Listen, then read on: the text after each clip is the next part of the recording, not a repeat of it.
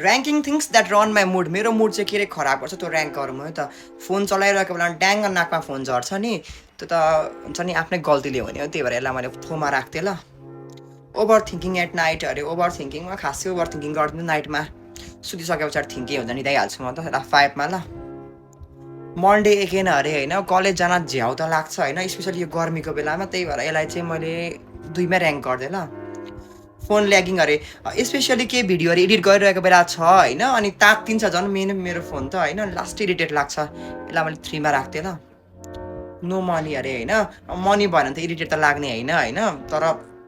अनि रिस उठ्छ पैसा नहोस् के भनेर गेटिङ लेफ्ट अन रिड अरे होइन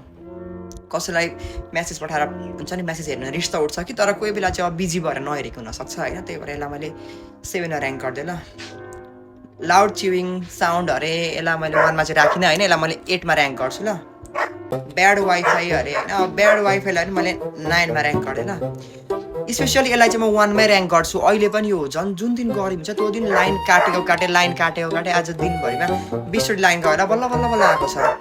मैले 1 मा ऱ्याङ्क गरिदिएँ अब एउटा लास्ट स्पोर्ट बाँकी छ लो ब्याट्रीको यसलाई मैले 10 मा ऱ्याङ्क गरिदिएँ है त ल